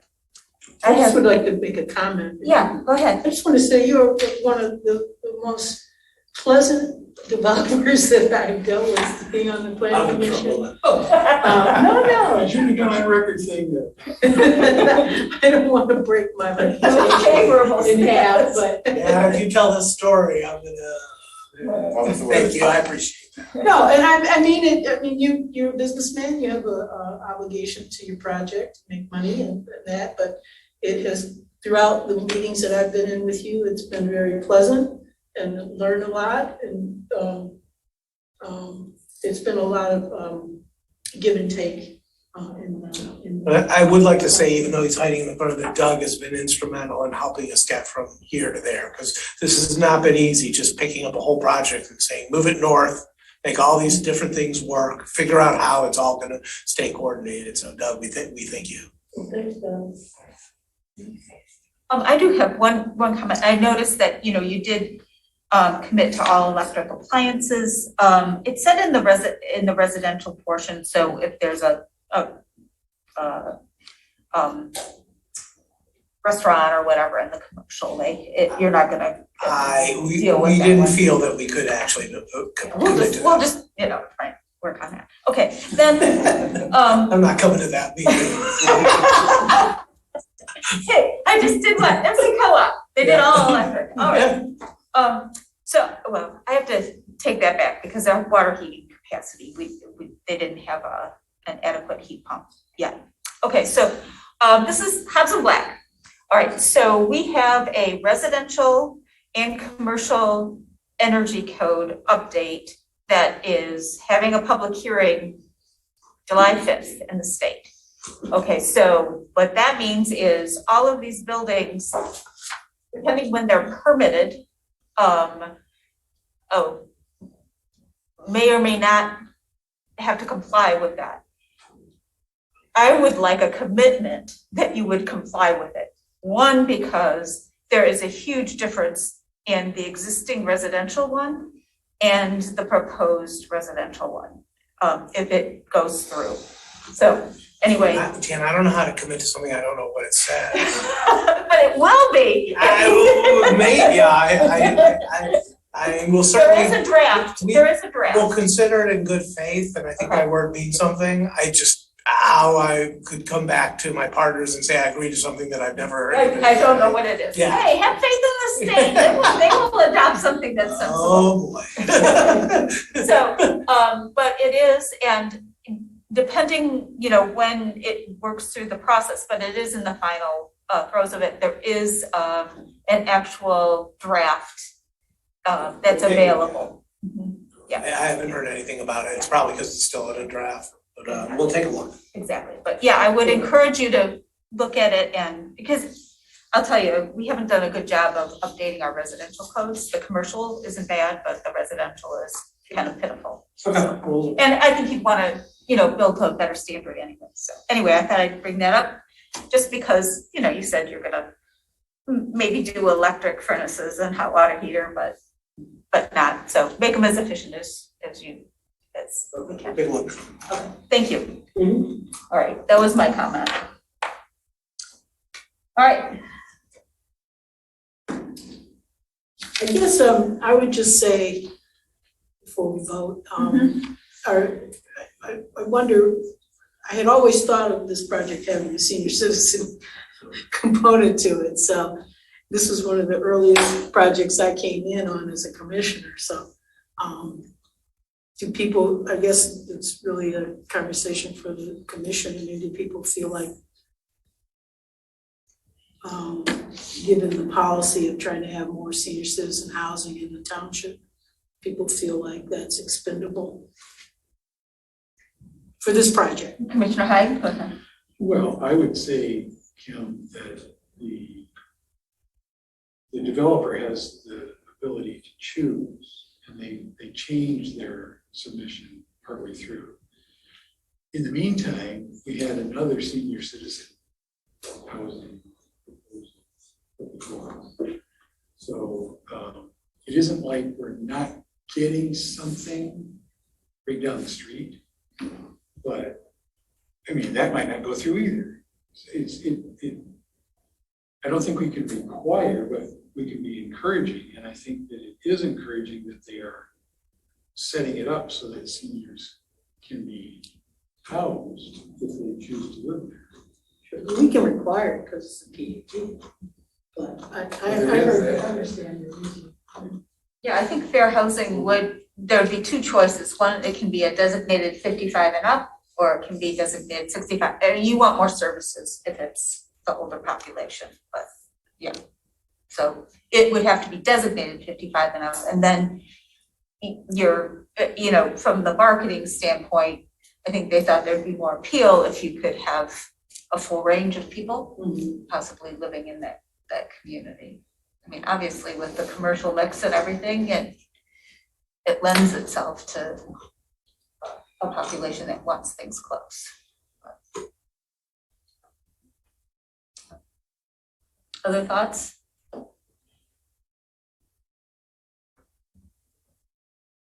Hopefully we'll have aging blue herons. Yeah, Snowbirds? No, I'm sorry. All right, anyone else wanna, comment on that? Right, I mean, good question to bring up, absolutely. All right, then I will entertain a motion.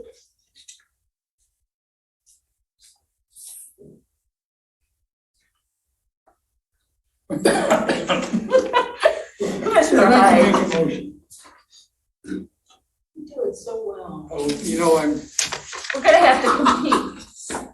We're gonna start having a competition, all right? So you can do the best I motion. only have one change from the model motion. Okay, I'll read it when I get there. So this is concerning the Pavilion PUD site plan 22-007 Woodland Commons PUD amendment. Based on the information received from the applicant and reflected in the minutes of this meeting, the planning commission finds the final PUD meets the criteria contained in section 36-249I, planning commission review and recommendations, final PUD plan and rezoning. And therefore recommends to the township board to approve the final site plan for the development. In making this determination, the planning commission has reviewed each of the applicable sections of the ordinance, including the list, section 36, 245, 246, 247, 248, 250, 252. The approval is conditioned upon the following being addressed prior to submission to the Board of Trustees. That's prior to, and that are the concerns noted in the Township Planner's review dated 5/19/2022. Concerns noted in the engineer's review dated 5/17/2022. If you've covered everything, great. If you need to work something out, great. Those are the things that need to be addressed prior to submission. yeah, and that's that's being very specific, that those things need to be addressed before it goes to the township board. I think I don't know if you'd say submission, but before it's placed on the township board agenda. Okay, Yeah. Because you gotta submit before you get feedback. Yeah.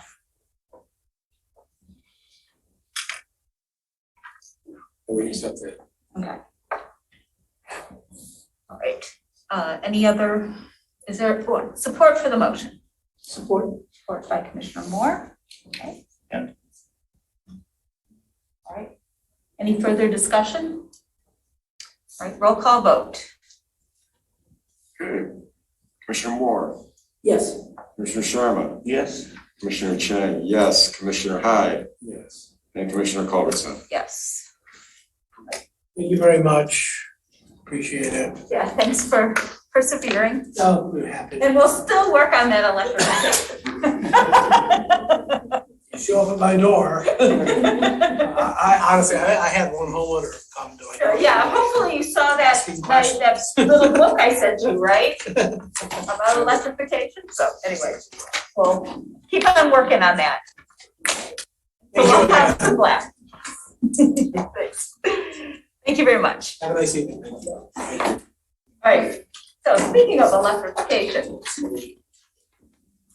Question for you. Yes, sir. we will be continuing on and, with the draft climate resolution. And the purpose of this is to review the resolution and recommend it being placed on the township board's agenda for approval. Question, have they read this draft? We have made it available, yes. So this is something that, This came out of the Environmental Sustainability Task Force, and it was modeled on, there were, I think in the last meeting, there was a link to a bunch of different ones that different folks had, and different municipalities had adopted, and that we discussed whether or not to make it declaration or it's actually emergency declaration.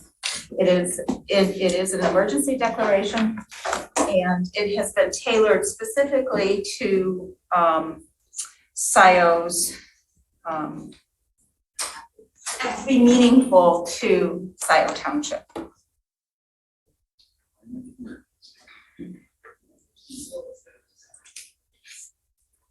So all this is, So the whereas takes out, is sort of the why. We're doing this, and then the resolved are the actions that are resulting from the whereas. I guess that's the best way to say it. I had a question about why it was coming to us, but now that you said it was drafted out of the sustainability Task force, and they report to us, so then that's the reason, that's the chain of command. chain of command. One way to get it before the board, through us.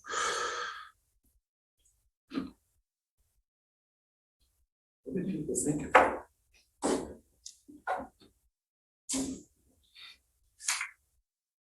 Take care, Mr. Spicer. Or you're not leaving? I have a question. I mean, I sort of want to go back to number 9, which is unfinished business, if that's possible, since we skipped right over it. There was not any unfinished business on I have the some. agenda. Okay. Well, we're still on. Okay, go ahead. Okay, go ahead. Okay.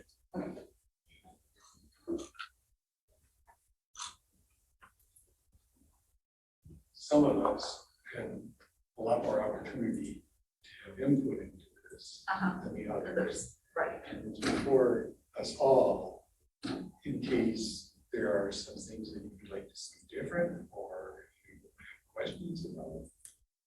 But basically, this is something that the board of trustees will have to decide if they support and want the language to be different. So this is not necessarily final, but this is what's in front of them. So I have a question. Besides other people doing this.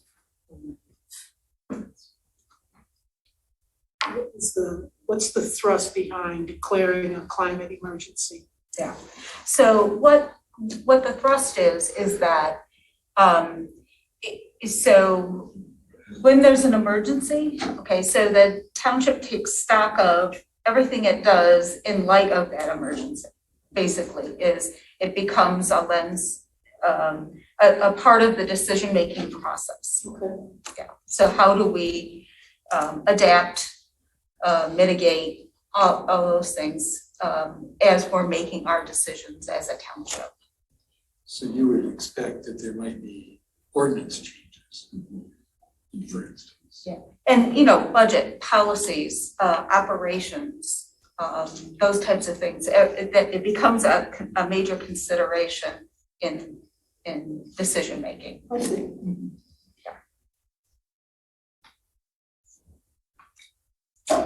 And by doing that, then it sort of institutionalizes that as a criteria for all those decisions. Well, I like the fact, I mean, I even, as you explained it, and my reaction is, I would be glad if the township declared that we got a problem with climate change. So I'm all in favor of that.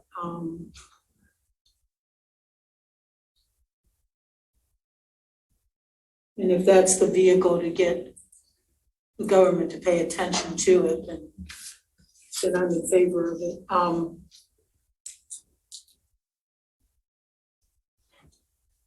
And I think one other thing it does is it then paves the way for the environmental sustainability climate action plan to have some, what shall I say, that it respect, and that those recommendations will be incorporated into the policies and operations of the township. I think that it sort of paves the way for that to be a plan of action and not just something that goes in the drawer. What are GHGs? Greenhouse gas. Okay. And the action plan has not been written. No, and actually, this is sort of part of my report. There is actually, it just got released, a community survey that is going out to community members to get feedback on some of the initial goals, and also feedback on climate issues that the township is experiencing, individuals in the township.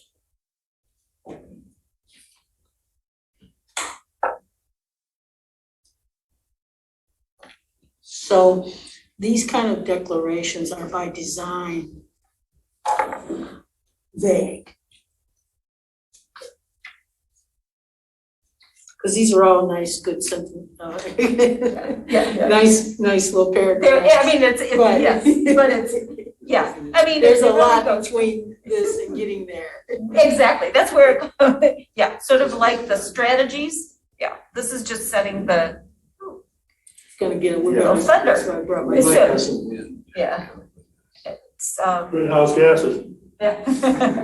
And I would say we should probably spell out GHG reduction goals and spell that out That's a as good idea. greenhouse gas, because Because there was a question. yeah. Now, never mind. I was gonna say that, is there a reason why we're just focusing on the GHGs, but this is a declaration about climate, There'll not- be, I mean, not the, other contaminants? it will include some environmental things too. It is spelled out in Yeah. the very first paragraph. Okay, To limit greenhouse gas, parentheses, GHG.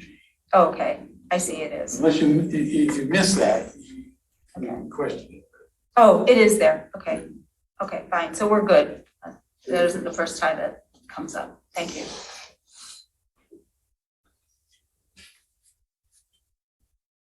And this is the sustainability plan, it's an environmental sustainability and climate action plan, so it will have both the greenhouse gas goals and other sustainability piece, which includes water. Yeah. If that's what you were thinking of. Thank you. I am thinking of water more and more. Okay, any other comments? This sort of parallels the county and the other townships and the other cities in the county and in the state and in the country. It drew on a lot. Right, then I'll entertain a motion.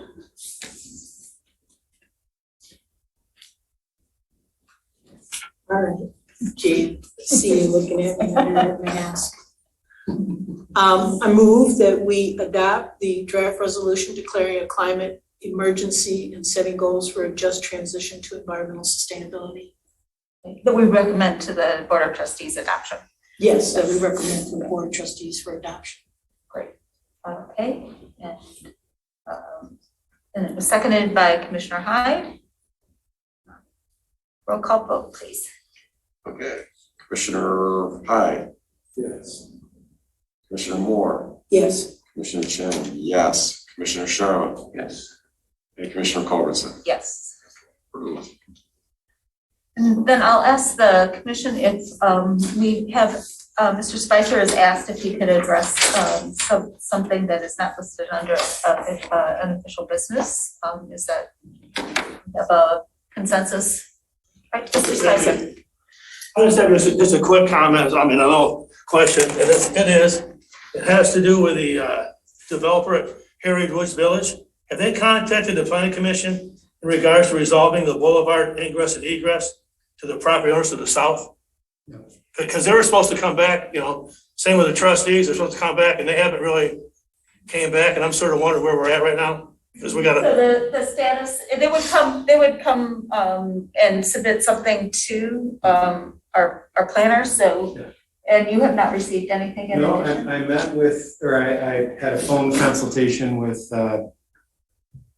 Dan Johnson? Yeah, with Dan Johnson this afternoon, and he's hoping to resubmit, although no guarantee, hoping to resubmit for final PUD approval in July.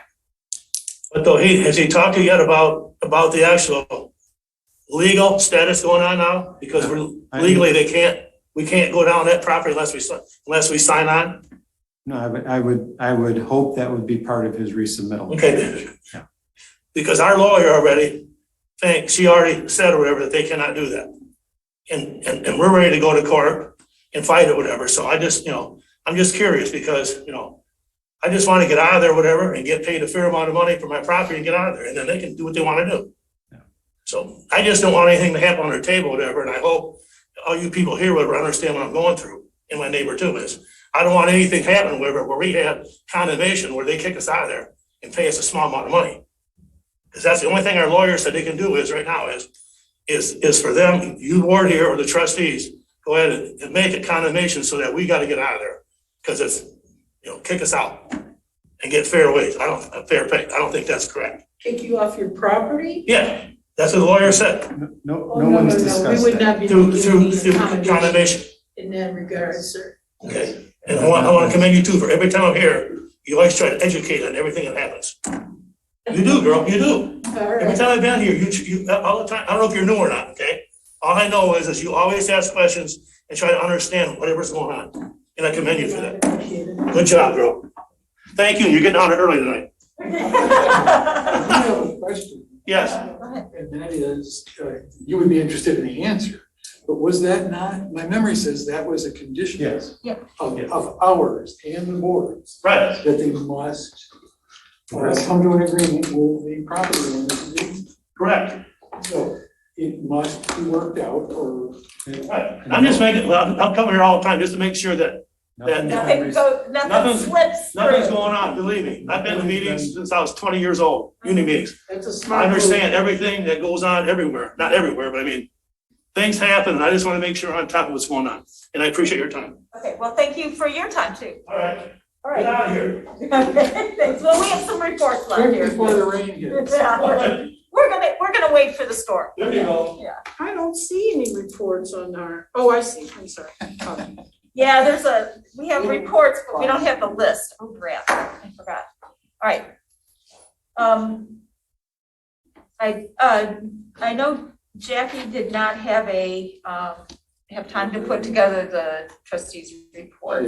So, I'm gonna go by memory. So, the road, Question? yeah, anything? No report there. Sal? We did meet, we had a presentation by our sustainability by C's. And then we also discussed the pros plan. I think there'll be, let's see, I'm just looking at my notes here. I think they're going to be goals, objectives of pros, next meeting, pros plan, public meeting, 5 to 7 o'clock, July 13th. Okay, So okay, and let's see, so we have Huron River Watershed and Right. land I preservation. don't have any update from the Where's that? watershed, but Parks. we are meeting jointly, as he just said. Okay, On the 13th it is, right? I believe so. Yep, Yes, July yes. 13th. right, And I gotta say, just for the record, that the Parks Group Advisory Board is really strongly advising the Board of Trustees to hire a parks manager. It would really, it's coming down to, we can't police, we can't maintain our preserves and our parks that we're setting aside. People are dumping trash.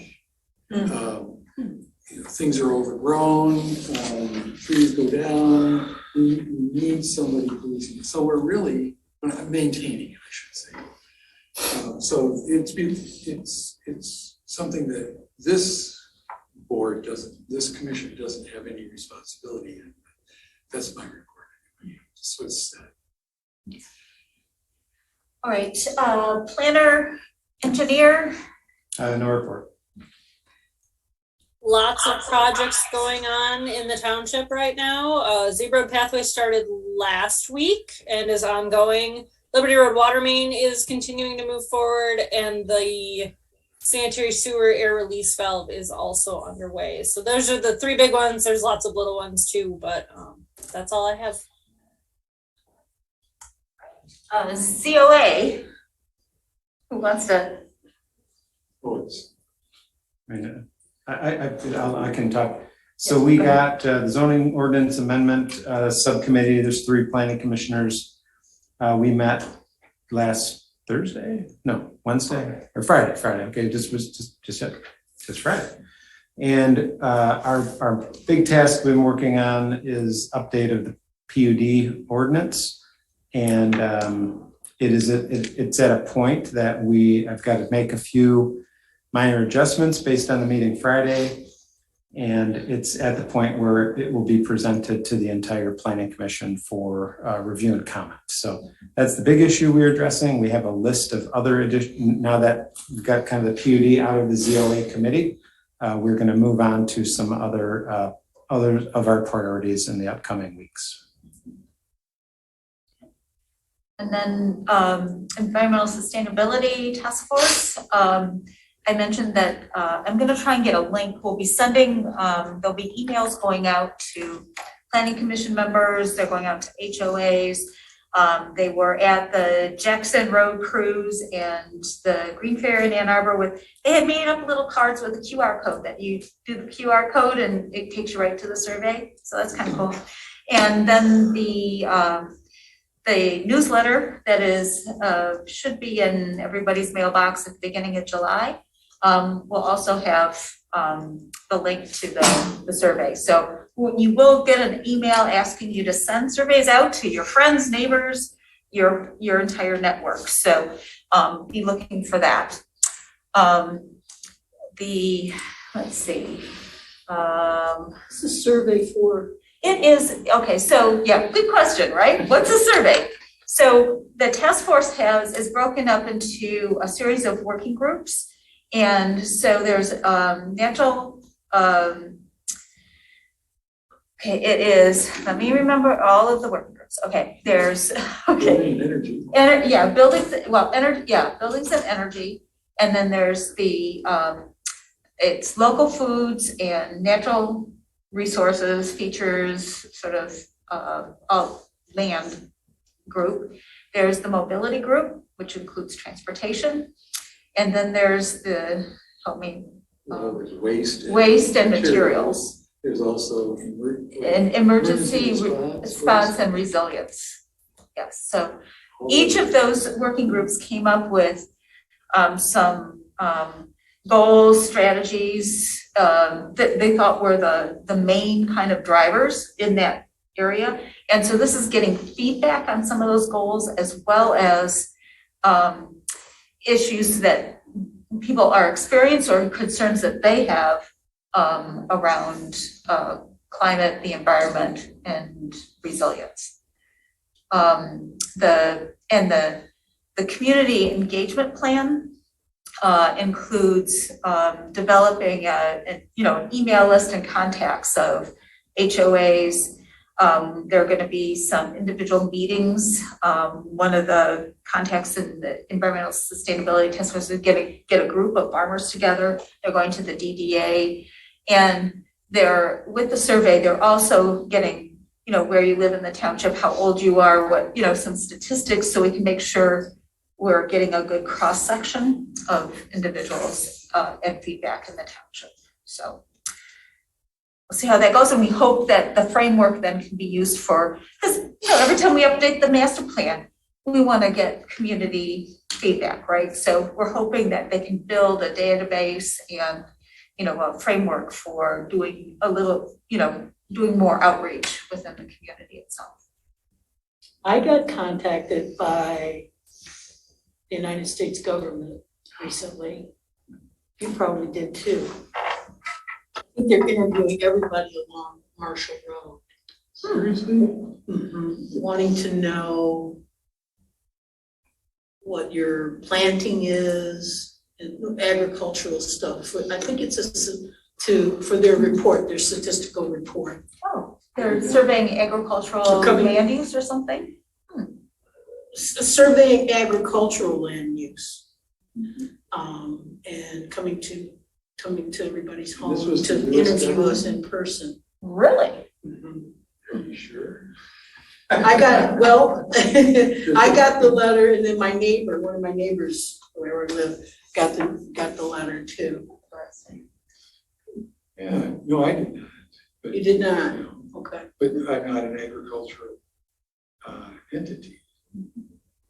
Is your property zoned ag? Yes. Interesting. All right, well, it'll be, see what they have to say. All right, any other reports that I missed? Did you get 7? Oh, you did get 7. Okay, then we'll move on to our minutes. We have 3 minutes. One was a short meeting, one was a full meeting, and one was a no meeting. Yeah. What page number are you on? We're on approval of the minutes for 5/9/22. I'm on 271 overall. Yeah, and I gotta say that if you were on the agenda list, you would click the hyperlink. Yeah, the hyperlinks are set, so you can go right to that. If you go to the agenda and just hit the hyperlink, you can go right to the document. But if you have it all, you can scroll. Right. Thank you for the page number. I've given up on those pages. Yeah. It takes a while to scroll there, though. Yeah. Okay, so PC minutes. You have to, there's an attachment and then there's another link in the attachment. This was the No, actually, I can have it shut down.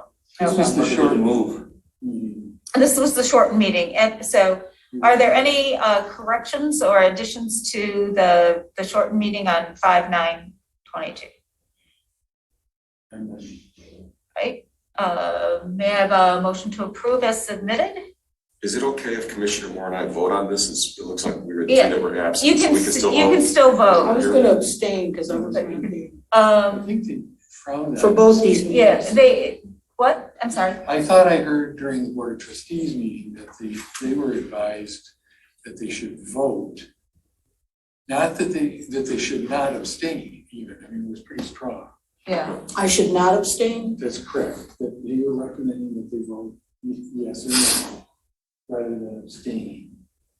Yeah, so I don't know that that applies to us because it wasn't asked. But, and I'm Oh, not sure, that's in context of the if we only have 3 votes and 2 abstentions for the meeting minutes, can we pass them? I mean, it's majority here, but it isn't majority of the 6 of us. It's not. Yeah, there's no requirement to abstain for minutes if you're not here. If you're comfortable with the minutes, you can vote on them. I mean, because then we run into the situation occasionally where minutes never get approved. I've never seen any requirement. I know people routinely abstain if they're not here, but that's not a requirement. You can vote on the minutes. I think I think the bylaws say a majority of those present. Of course, you have to have a quorum, but in terms of vote, Majority of those majority of those present. Yeah, present at the meeting, you're approving the minute, or present at the meeting? Well, it's, I don't wanna lie, I thought it was present at the meeting, majority. You have to have a quorum to have the meeting, and then you have to have, for a motion to carry, you have to have a majority of those present. Not a majority of the whole commissioners. For all of those? Or just minutes? Well, I don't think the bylaws speak to that specifically. okay, how about if we could do a motion for while I'm looking up the bylaws, a motion for the 5/23 no meeting. You can approve that one. I would Move, that we approve the minutes of meeting 5/16, was it? No. 5/23. 5/23. Is there support? Support from Commissioner Chang. Okay, roll call vote, please. Okay, Commissioner Sharma, Yes. Commissioner Moore, No, this is the no meeting. The no meeting, the 5/23. Yes. Commissioner Hyde, Yes. Commissioner Chang, yes, Commissioner Culbertson. Yes. Okay, approved. Oh shoot, I can't find the bylaws. I got them up for you. Okay, good. So my comments were for any motion to pass. So Yeah. I'm looking for that. Voting, section 4.2, an affirmative vote of the majority of the commission members present at the time of the vote shall be required for the approval of any requested action or motion. Okay, so we could do the 3 if you wanted to abstain. Okay, so do I have a motion to approve the minutes of 5/09/22? I would move. Okay, moved by Commissioner Hyde, support by Commissioner Sharma, right? Roll call vote, please. Okay, Commissioner Hyde, Yes. Commissioner Moore, Abstain. Commissioner Chang, yes, Commissioner Sharma, Yes. and Commissioner Culbertson. Yes. All right, now we're going to the minutes of 5/16. 5/16, right? I thought we just did 5/16. No, we did 5/09. And then before that, we did 5/23. 23. See, I'm not going in any order. Well, she was going out of order in order to. Path of least resistance. Right, keep it moving. Okay. I don't have any changes.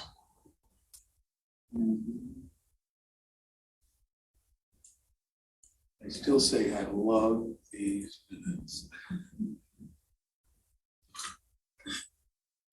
Make it easy. It does, it's like being at the meeting. All right, is there, there's a motion by Commissioner Hyde, is there support? From Commissioner Sharma? All right, any further discussion? Roll call vote, please. Okay. Commissioner Moore, Abstain. Commissioner Chang, yes, Commissioner Sharma, Yes. Commissioner Hyde, Yeah. and Commissioner Culbertson. Yes, all right, minutes are approved. Is there anything else that commissioners? No motion to adjourn, is there support? All right, moved by Commissioner Moore, supported by Commissioner Sharma. And all those in favor, say aye. Aye. Any opposed? All right, we are adjourned at 9:09. Thank you, everyone.